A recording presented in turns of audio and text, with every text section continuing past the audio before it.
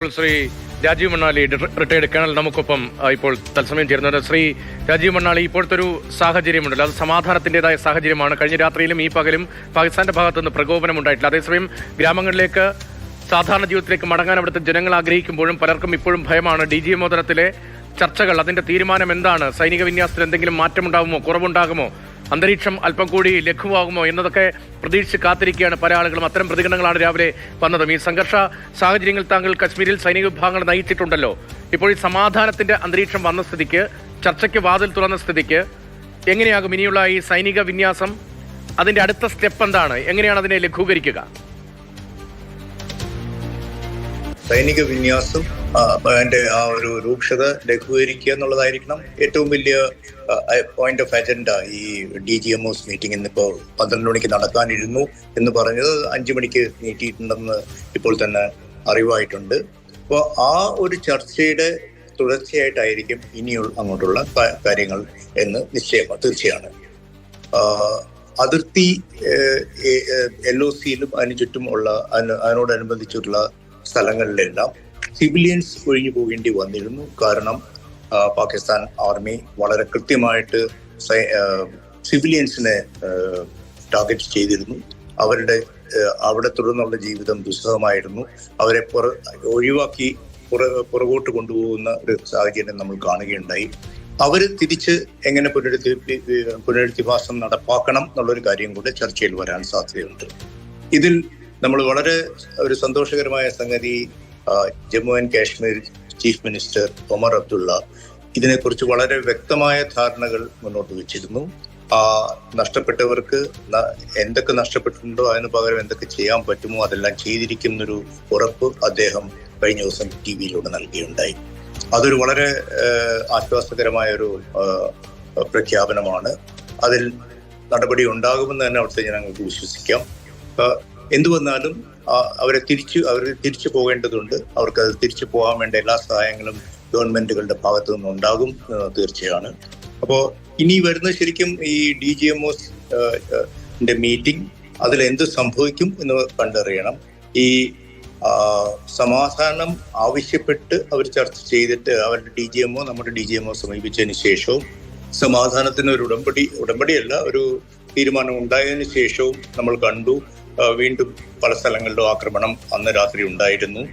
അതിന് വളരെ ശക്തമായ മറുപടി നമ്മുടെ ഭാഗത്തു നിന്ന് ഉണ്ടായതിനു ശേഷമാണ് ഇനി അങ്ങനെ ഉണ്ടാവില്ല എന്നുള്ളൊരു മട്ടിലുള്ളൊരു പ്രഖ്യാപനവും തീരുമാനവും ഒക്കെ വന്നിട്ടുള്ളത്. ഇപ്പോൾ വാർത്തകൾ, ഇപ്പോൾ സിന്ധു നദീതട കരാറുമായി ബന്ധപ്പെട്ട് നമ്മൾ സ്വീകരിച്ചിരിക്കുന്ന കർശനമായ നയതന്ത്ര നിലപാട് അതുകൂടി DGMO തലത്തിലെ യോഗത്തിൽ ഉന്നയിക്കാനുള്ള സാധ്യതയാണ്. അത്തരത്തിൽ ഈ സമാധാനത്തിന്റെ പാതയിലേക്ക് പോകുമ്പോഴും സമവായത്തിന് വേണ്ടി ശ്രമിക്കുന്നുവെന്ന് പുറം ലോകത്തോട് പറയുമ്പോഴും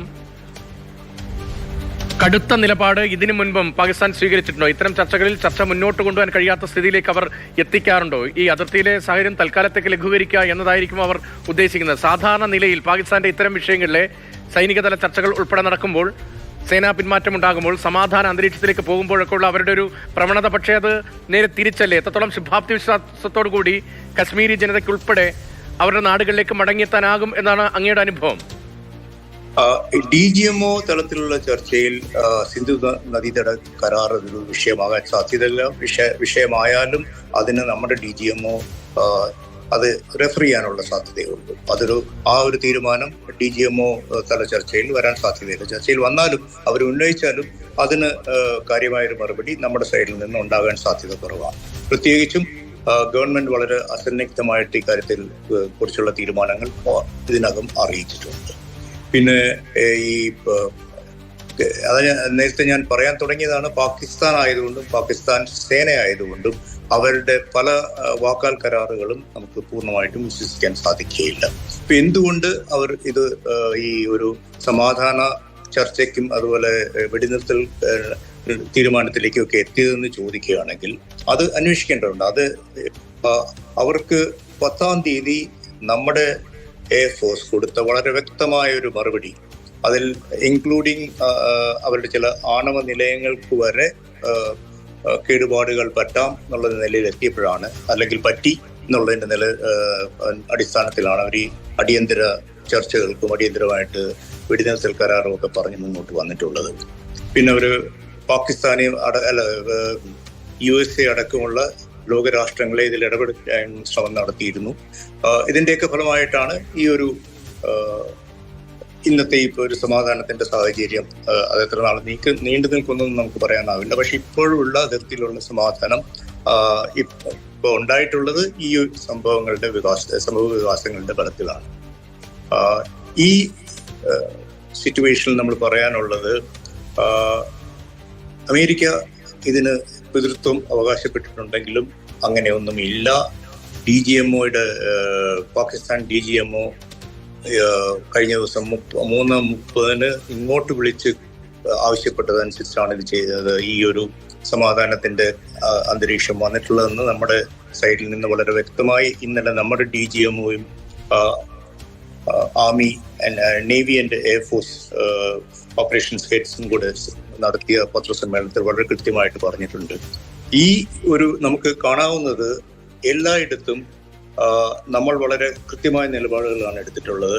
ആ നിലപാടുകളുടെ ഒരു വിജയം, ഒരു വൻ വിജയമാണ് ഈ ഒരു സിറ്റുവേഷനിലേക്ക് നമ്മളെ എത്തിച്ചത്. ശരിയാണ്, നമ്മുടെ നിലപാടുകളുടെ, നമ്മുടെ ഉറച്ച മനസ്സിന്റെ വലിയ വിജയം തന്നെയാണ് ഈ ഓപ്പറേഷനിൽ നമുക്കൊരു മേൽക്കൈ ഉണ്ടാകാൻ കാരണവും. മാത്രമല്ല ഈ ഓപ്പറേഷൻ തുടരും എന്ന് തന്നെയാണ് ഔദ്യോഗികമായി രാജ്യം വ്യക്തമാക്കുന്നതും. ബസന്ത്, ഇപ്പോൾ ശ്രീ കേണൽ രാജീവ് മണ്ണാളി പറഞ്ഞതുപോലെ ഇന്നലെ സൈനിക ഉന്നത ഉദ്യോഗസ്ഥർ സംസാരിക്കുമ്പോൾ വ്യക്തമാക്കുന്നുണ്ടായിരുന്നു, പാകിസ്ഥാനിലെ DGMO തലത്തിലാണ് ഇങ്ങനെ ഒരു സമവായ സാധ്യത തേടിക്കൊണ്ടുള്ള കോൾ വരുന്നത് എന്ന്.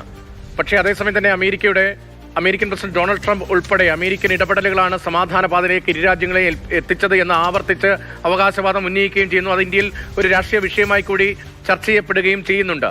ഇന്നലത്തെ സൈനിക ഉന്നത ഉദ്യോഗസ്ഥരുടെ വാർത്താ സമ്മേളനത്തിന് ശേഷം കേന്ദ്ര സർക്കാരുമായി ബന്ധപ്പെട്ട് ഏത് തരത്തിലാണ് നമ്മളൊരു വെടിനിർത്തലിലേക്ക് എത്തിയത് എന്ന കാര്യത്തിൽ കൂടുതൽ ക്ലാരിറ്റി വരുത്തുന്നുണ്ടോ?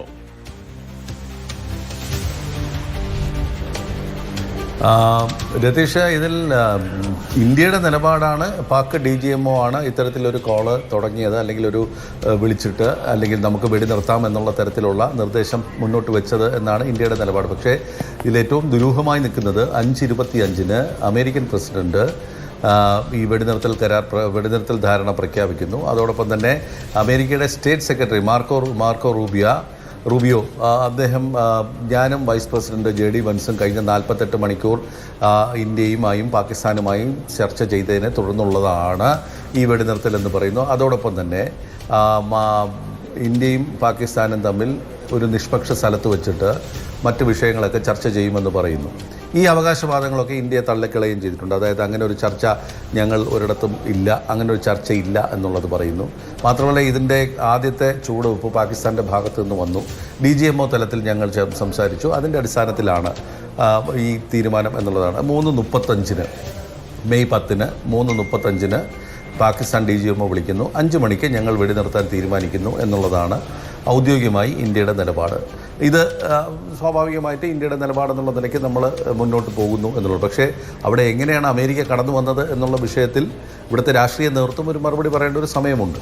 അത് ഏതെങ്കിലും ഒരു ഘട്ടത്തിൽ അതിനുണ്ടാവും എന്നുള്ള പ്രതീക്ഷ നമുക്ക് പങ്കുവയ്ക്കും. പക്ഷേ അതുവരെ ഇന്ത്യയുടെ നിലപാട് എന്നുള്ളതാണ്. അതായത് പാകിസ്ഥാനും ഇന്ത്യയും തമ്മിലുള്ള DGMO തലത്തിൽ നടത്തിയ ഒരു ചർച്ചയുടെ അടിസ്ഥാനത്തിൽ നടത്തിയ ഒരു തീരുമാനം എന്നുള്ളതാണ്. മറ്റത് ഈ പറഞ്ഞ പോലെ അമേരിക്കയുടെ ഇടപെടൽ എല്ലാവരും സമ്മതിക്കുന്നുണ്ട്. JD വൻസ് വിളിച്ചിരുന്നു, മാർക്കോ റൂബിയോ വിളിച്ചിരുന്നു. ഇതെല്ലാം ഔദ്യോഗികമായി തന്നെ വന്നതാണ്. അതിലെവിടെയാണ് പാകിസ്ഥാൻ ആദ്യത്തെ ചുവടുവെപ്പ്, അതായത് ഇത്തരത്തിൽ ഒരു ചർച്ചയ്ക്ക് തയ്യാറാകാനുള്ള ചുവടുവെപ്പ് എന്ന് പറയുന്നത്, ഇന്ത്യ പാകിസ്ഥാൻ്റെ ആണവ ആയുധങ്ങൾ വെച്ചിരുന്ന സ്ഥലങ്ങൾ കേന്ദ്രീകരിച്ചു എന്നുള്ളതാണ്.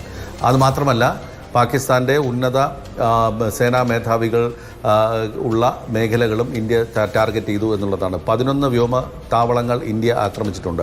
അതിലേറ്റവും സുപ്രധാനമായിട്ടുള്ള കറാച്ചിയുടെ മലേർ വ്യോമ കേന്ദ്രം ഇന്ത്യ ആക്രമിച്ചു എന്ന് ഇന്നലെ സൈന്യം തന്നെ പറഞ്ഞതാണ്. 11 ഒരെണ്ണം അതാണ്.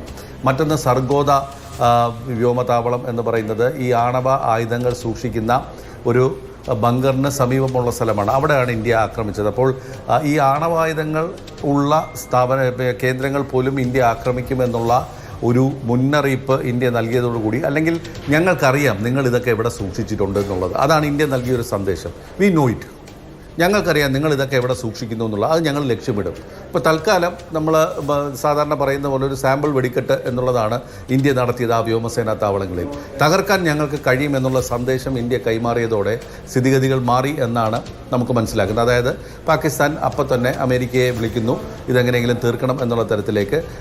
ഇന്ത്യയുടെ അടുത്തും ഈ അമേരിക്കയുടെ ഈ സമ്മർദ്ദം വന്നിട്ടുണ്ടാകും. അപ്പോൾ ഒരുപക്ഷെ ഇന്ത്യ ആദ്യം അവർ പറയട്ടെ എന്നുള്ള നിലപാട് സ്വീകരിച്ചിട്ടുണ്ടാവും. അതനുസരിച്ചിട്ട് പാക് DGMO വിളിക്കുന്നു. പിന്നീടെല്ലാം വേഗത്തിൽ നടന്നു. അതിലൊരു രാഷ്ട്രീയ തീരുമാനം വേണമായിരുന്നു. അത് ഒരുപക്ഷെ രാഷ്ട്രീയ നേതൃത്വം കൈക്കണ്ടിട്ടുണ്ടാവും. ആയിക്കോട്ടെ എന്നുള്ള തരത്തിൽ. ഇതാണ് നമുക്കതിൽ ഇക്കാര്യത്തിൽ പറയാൻ കഴിയുന്ന ഒരു കാര്യം. മറ്റൊന്ന്, ഇന്ത്യയെ സംബന്ധിച്ചിടത്തോളം ഏറ്റവും സുപ്രധാനമായിട്ടുള്ളത് ഈ പാകിസ്ഥാൻ്റെ ഭീകരരുമായി ബന്ധപ്പെട്ട ക്യാമ്പുകൾ തകർക്കുക എന്നുള്ളതായിരുന്നു. പണ്ട് നമ്മൾ ചെയ്തിരുന്നത് ചില സ്ഥലങ്ങളിൽ കയറി അടിച്ചുകൊണ്ടുള്ള ഏതെങ്കിലും ഒരു തീരുമാനമായിരുന്നു, അല്ലെങ്കിൽ അവരുടെ ഒരു ഏതെങ്കിലും പരിശീലന കേന്ദ്രങ്ങൾ മാത്രം. അതല്ല, അവരുടെ പ്രധാനപ്പെട്ട കേന്ദ്രങ്ങൾ അല്ലെങ്കിൽ ആ സ്ഥലങ്ങൾ ആക്രമിച്ചുകൊണ്ട് തന്നെ ഇന്ത്യ ഒരു നിലപാടിലേക്ക് ചുവട് മാറ്റുകയും ചെയ്തു. ഇപ്പോൾ ഏറ്റവും ഒടുവിൽ ഇനി എല്ലാ ഭീകരാക്രമണങ്ങളും യുദ്ധസമാനമായ സാഹചര്യമായിരിക്കുമെന്ന് ഇന്ത്യ പറയുകയും ചെയ്തിട്ടുണ്ട്. രതീഷ്. ശ്രീ കേണൽ രാജീവ് മണ്ണാളി, ഇനി ഓപ്പറേഷന്റെ അടുത്ത സ്റ്റെപ്പ് എന്താണ്? ഇപ്പോൾ ഇന്നലെ സൈനിക ഉദ്യോഗസ്ഥരുടെ വാർത്താ സമ്മേളനത്തിൽ വളരെ കൃത്യമായി ഒരു സംശയത്തിനും ഇടയില്ലാതെ വ്യക്തമാക്കുന്നുണ്ട്, ഓപ്പറേഷൻ സിന്ദൂർ അത് തുടരുക തന്നെയാണ്. ഈ ഓപ്പറേഷൻ നാവികസേന ഉൾപ്പെടെ ഭാഗമായിട്ടുണ്ട്, ഇപ്പോഴും അതിന് സജ്ജമാണ്. ഭീകര കേന്ദ്രങ്ങൾ തകർക്കും, ഭീകരാക്രമണം ഉണ്ടായാൽ അത് യുദ്ധസമാനമായി കണ്ട് അതിന് തിരിച്ചടി നൽകുക എന്ന നിലപാട് കേന്ദ്ര സർക്കാരും വ്യക്തമാക്കുന്നുണ്ട്. അത്തരമൊരു നയപരമായ തീരുമാനവും കൈക്കൊണ്ടിട്ടുമുണ്ട്. എന്താണ് ഓപ്പറേഷൻ സിന്ദൂറിന്റെ അടുത്ത സ്റ്റെപ്പ്? ഇപ്പോൾ സൈനിക തലത്തിൽ സമാധാന ചർച്ച നടക്കുന്നു. വെടിനിർത്തലുമായി ബന്ധപ്പെട്ട് ഇനി തുടർ നടപടികളുടെ ഭാഗമായി സൈനിക വിന്യാസത്തിൽ എത്രത്തോളം ഉണ്ടാക്കാം എന്നടക്കമുള്ള കാര്യങ്ങൾ പരിശോധിക്കപ്പെടാൻ പോകുമ്പോൾ എന്താവും ഓപ്പറേഷൻ സിന്ദൂറിന്റെ ഭാവി? ഇത് നമ്മുടെ ഗവൺമെന്റും അതുപോലെ സേനാ മേധാവികളും വളരെ വ്യക്തമായിട്ട് പറഞ്ഞിട്ടുണ്ട്. ഇതെല്ലാം പാകിസ്ഥാന്റെ നടപടികളെ ആശ്രയിച്ചാണ് ഇരിക്കുന്നത്. നമ്മളല്ല ഇത് തുടങ്ങി വെച്ചത്, അവർ തുടങ്ങി വെച്ചു, അതിന് മറുപടി കിട്ടി. നമ്മളെ സംബന്ധിച്ചിടത്തോളം വ്യക്തമായിട്ട് പൊളിറ്റിക്കൽ ഒബ്ജക്റ്റീവ്സും മിലിറ്ററി ഒബ്ജക്റ്റീവ്സും ആസ് ഓഫ് നൗ നമ്മൾ അച്ചീവ് ചെയ്ത് കഴിഞ്ഞു. നമ്മുടെ ഒരു നയത്തിന്റെ ഭാഗമായിട്ട് തന്നെ നമ്മൾ പറഞ്ഞു കഴിഞ്ഞു, accountability for any terrorist act will be with the proponent who comes out with the terror act. അതായത് ടെററിസ്റ്റ് ഞങ്ങൾ ഇരകളാണെന്നും പറഞ്ഞ് ഒഴിഞ്ഞു പോകുന്ന ആ ഒരു ടെൻഡൻസി നടക്കില്ല എന്ന് വളരെ വ്യക്തമായിട്ട് കാണിച്ചിട്ടുണ്ട്. പിന്നെ ഞങ്ങൾ ഇരകളാണ്, ഞങ്ങൾക്കിതിൽ പങ്കില്ല എന്ന് UN സെക്യൂരിറ്റി കൗൺസിൽ അവരുടെ വക്താവ് പറഞ്ഞതിന്റെ അടുത്ത ദിവസം 2 ദിവസത്തിനുള്ളിലാണ് നമ്മൾ അവിടെ 9 ഭീകര സങ്കേതങ്ങൾ തകർത്തത്. അതും 3 സംഘടനകളെയാണ് നമ്മൾ തകർത്തിരിക്കുന്നത്. അവിടെയാണ് കൊടും ഭീകരരടങ്ങിയ 10 പേര്, 10 പേരല്ല അതിൽ കൂടുതൽ, ഏതാണ്ട് 150ഓളം പേര് കൊല്ലപ്പെട്ടു എന്നാണ് ഉദ്ദേശിച്ച കണക്കുകൾ ലഭിക്കുന്നത്. അപ്പോൾ അവരിരകളാണെങ്കിൽ എങ്ങനെ ഈ ക്യാമ്പുകൾ വന്നു, എങ്ങനെ ഈ ഹെഡ്ക്വാർട്ടേഴ്സ് വന്നു, എങ്ങനെ ഈ സംഘടനകൾ വന്നു? അപ്പോൾ അവർ പറയുന്നതെല്ലാം തെറ്റാണെന്നും നമ്മുടെ പക്ഷം ശരിയാണെന്നും നമ്മൾ വളരെ വ്യക്തമായിട്ട് തെളിയിച്ചിരിക്കുകയാണ്. ഇതിൽ കൂടുതൽ തെളിവുകൾ തന്നാൽ ഞങ്ങൾ അന്വേഷിക്കാമെന്ന് പറയുന്ന ആ കാലമൊക്കെ കഴിഞ്ഞു. അക്കൗണ്ടബിലിറ്റി ഉണ്ടാവും. ഒരു ഭീകരാക്രമണം ഉണ്ടായാൽ അതിന് തക്കതായ മറുപടി ലഭിക്കും. ഇത് വെറും ഇതൊരു തുടക്കം മാത്രമാണ് എന്നുള്ള സന്ദേശമാണ് നമ്മൾ വളരെ കൃത്യമായിട്ട് മുന്നോട്ട് വെച്ചിരിക്കുന്നത്. പാകിസ്ഥാൻ ഇപ്പോഴത്തെ സിറ്റുവേഷനിൽ എങ്ങനെയെങ്കിലും ഒന്ന് മുഖം രക്ഷിക്കാൻ ശ്രമിക്കുകയായിരിക്കാം. നമ്മൾ പൂർണ്ണ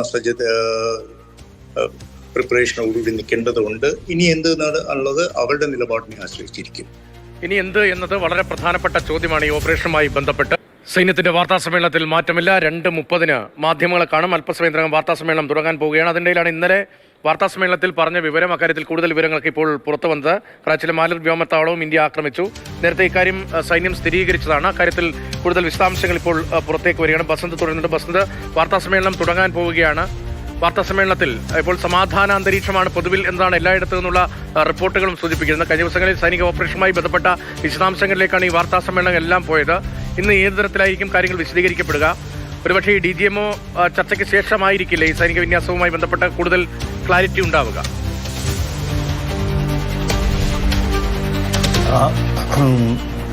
രതീഷ്, ഇത് ഇന്നലത്തെ വാർത്താ സമ്മേളനത്തിൽ തന്നെ ഇക്കാര്യം വ്യക്തമാക്കിയിരുന്നു. അതായത് മാലീറും ഞങ്ങൾ ആക്രമിച്ചു എന്നുള്ള. മാലീർ എന്ന് പറയുന്ന കറാച്ചിക്ക് സമീപമുള്ള അവരുടെ വ്യോമസേനാ താവളമാണ്. അത് ഇന്നലത്തെ ഒരു വാർത്തയുടെ ഇന്നാണ് അക്കാര്യത്തിൽ ആ ലിസ്റ്റ് പട്ടിക വരുമ്പോഴാണ് മാലീറും ഇതിൽ ഉൾപ്പെട്ടിട്ടുണ്ട് എന്നുള്ള തരത്തിലുള്ള സൂചനകൾ പുറത്തു വരുന്നത്. അതായത് 11 വ്യോമസേനാ താവളങ്ങളും നിരവധി റഡാർ സ്റ്റേഷനുകളും ആക്രമിച്ചിരുന്നു. അതിലൊന്ന് മാലീർ ആയിരുന്നു. മാലീർ കറാച്ചിയിലെ ഒരു വ്യോമസേനാ താവളം മാത്രമാണ്. അത് വ്യോമസേനയുടെ ആക്രമണത്തിൽ വന്ന ഒരു വിവരം മാത്രമാണ്. അത് ഇന്നലത്തെ വാർത്താ സമ്മേളനത്തിൽ തന്നെ ഇവരിത് പറയുന്നുണ്ട്. ഇപ്പോൾ അത് ആ പട്ടിക കൂടുതലായി വ്യക്തമായി വന്നു എന്നതേ ഉള്ളൂ. ഇന്നലെ തന്നെ അക്കാര്യം വ്യക്തമാക്കിയിരുന്നതാണ്. തുടങ്ങും കേണൽ രാജീവ് മണാളി നമുക്കൊപ്പം തുടരുന്ന. ശ്രീ രാജീവ് മണാളി, ഇപ്പോൾ നമ്മൾ അറ്റാക്ക് ചെയ്ത തന്ത്രപ്രധാനമായ സ്ഥലങ്ങളുടെ വിശദാംശങ്ങളാണ് നേരത്തെ പി വസന്ത് ഡൽഹിയിൽ നിന്ന് റിപ്പോർട്ട് ചെയ്തത്. ആണവായുധങ്ങൾ സൂക്ഷിച്ചിരിക്കുന്ന പ്രധാനപ്പെട്ട കേന്ദ്രങ്ങൾ, സൈന്യത്തിന്റെ ഏറ്റവും നിർണായകമായ സ്ഥലങ്ങൾ, അതിനു മുൻപ് തീവ്രവാദി കേന്ദ്രങ്ങൾ, അവർക്ക് അഭയമാണ് എന്ന് കരുതിയ സ്ഥലങ്ങളെല്ലാം നമ്മൾ അറ്റാക്ക് ചെയ്തു. അപ്പോൾ അവിടെ എന്താണ് നടക്കുന്നത്? നിങ്ങളുടെ തന്ത്രപ്രധാന ഇടങ്ങളെക്കുറിച്ച് ഞങ്ങൾക്ക് നല്ല ബോധ്യമുണ്ട് എന്നത് ബോധ്യപ്പെടുത്തുക എന്തായിരുന്നു ഈ ആക്രമണത്തിന്റെ ലക്ഷ്യം എന്ന് തന്നെ നമുക്ക് കരുതാം. അതുകൂടി ഈ സമാധാന പാതയിലേക്കുള്ള പാകിസ്ഥാന്റെ ശ്രമങ്ങൾക്ക് ഇന്ത്യൻ DGMയെ വിളിക്കാനുള്ള സാഹചര്യം സൃഷ്ടിച്ചു എന്ന് തന്നെ നമുക്കിപ്പോൾ കരുതാമല്ലേ? അങ്ങനെ വിശ്വസിക്കാം? തീർച്ചയായിട്ടും. കാരണം പാകിസ്ഥാനെ സംബന്ധിച്ചിടത്തോളം അവർക്ക് ഒരു ശക്തിയുടെ ഭാഷ മാത്രമേ അവർക്ക് മനസ്സിലാവുകയുള്ളൂ. അവർക്ക് അങ്ങനെ സാധാരണഗതിയിൽ പെട്ടെന്നൊന്നും അവർ കോമൺ സെൻസിന്റെ ഭാഷ സംസാരിക്കാറില്ല എന്നുള്ളതാണ് നമ്മുടെ അനുഭവം. ഈ ഒരു സാഹചര്യത്തിൽ വളരെ കൃത്യമായ ഇന്റലിജൻസോടുകൂടി വളരെ കൃത്യമായ ആക്രമണം, ഒരു എസ്കലേറ്റഡ് മാനറിൽ, ഗ്രാജുവൽ എസ്കലേഷൻ, അവരെന്ത് ചെയ്യുന്നു അതിന് 10 മടങ്ങ് ബലത്തിലുള്ള തിരിച്ചടി കൊടുക്കുക എന്നുള്ള ഇതിൽ എന്തൊക്കെ നമ്മുടെ സേനകൾക്ക് ചെയ്യാൻ കഴിയും എന്നതിൻ്റെ ഒരു വളരെ വ്യക്തമായ വളരെ കൃത്യമായ ഒരു അനുഭവമാണ് അവർക്ക് കിട്ടിയത് ഓരോ അറ്റാക്കോടും കൂടി. അപ്പൊ ഇനി പിടിച്ചു നിന്നാൽ പിന്നെ ബ്രഹ്മോസിന്റെ ഒക്കെ ശരിയായിട്ടുള്ള ശക്തി അവർ കഴിഞ്ഞ ദിവസമാണ് കാണുന്നത്. അപ്പോൾ നമ്മുടെ എയർ ഡിഫൻസ് സിസ്റ്റം ആയാലും നമ്മുടെ അറ്റാക്ക് പ്രിസിഷൻ മ്യൂണിഷൻസ് ആയാലും എല്ലാം വളരെ കൃത്യമായിട്ട് ഫങ്ഷൻ ചെയ്യുന്നതായിട്ടാണ് അവർക്ക് കാണാൻ കഴിഞ്ഞത്. ഈ ഒരു ശക്തിക്ക് മുമ്പിൽ പിടിച്ചു നിൽക്കാനാവില്ല എന്നവർക്ക് കരുതിയിട്ടുണ്ടെങ്കിൽ, അവർ കരുതാനിടയായിട്ടുണ്ടെങ്കിൽ അതിൽ വലിയ അതിശയോക്തിയൊന്നുമില്ല. ഇത് നമ്മുടെ ശക്തി മനസ്സിലാക്കിക്കൊണ്ടും അവരുടെ ദൗർബല്യങ്ങളെ പൂർണ്ണമായിട്ടും തിരിച്ചറിഞ്ഞുകൊണ്ടും ഉള്ളൊരു നടപടിയാണ് അവരുടെ ഈ DGMO തലത്തിലുള്ള സംസാരവും വെടിനിർത്തലിന് വേണ്ടിയുള്ള ആവശ്യവും. ഇതിൽ അമേരിക്ക ഇടപെട്ടിട്ടുണ്ടാകാം, പക്ഷെ നമ്മളത് സ്വീകരിച്ചിരിക്കാൻ വഴിയില്ല. ആ സാധാരണഗതിയിൽ ആർക്കൊക്കെ വേണമെങ്കിൽ സംസാരിക്കാം എന്നുള്ള നിലപാടിലെ നമ്മൾ ഇതിനെ കണ്ടിട്ടുണ്ടാകാൻ സാധ്യതയുള്ളൂ. കാശ്മീർ വിഷയത്തിൽ ഞങ്ങൾ ഇടപെടാൻ തയ്യാറാണെന്ന് പ്രസിഡന്റ് ട്രംപ് പറഞ്ഞപ്പോൾ അതിന്റെ ആവശ്യമില്ല എന്ന് വളരെ കൃത്യമായിട്ട് നമ്മുടെ അധികൃതർ അറിയിച്ചിട്ടുള്ള വിവരവും നമ്മൾ ഇതിനകം മനസ്സിലാക്കിയിട്ടുണ്ട്. അപ്പോൾ എന്തുകൊണ്ടും അങ്ങേയറ്റം ഒരു കറക്റ്റ് പൊസിഷനിങ് അല്ലെങ്കിൽ പോസ്ചറിങ് ആണ് നമ്മളിപ്പോൾ നടത്തിയിരിക്കുന്നത്. ഈ ഒരു ശക്തിയുടെ ഭാഷയിൽ നിന്ന് തന്നെയായിരിക്കും നമ്മുടെ ഇനിയങ്ങോട്ടുള്ള നീക്കവും ഇനിയങ്ങോട്ടുള്ള സംസാരവും എന്നുള്ള കാര്യത്തിൽ യാതൊരു സംശയവും വേണ്ട.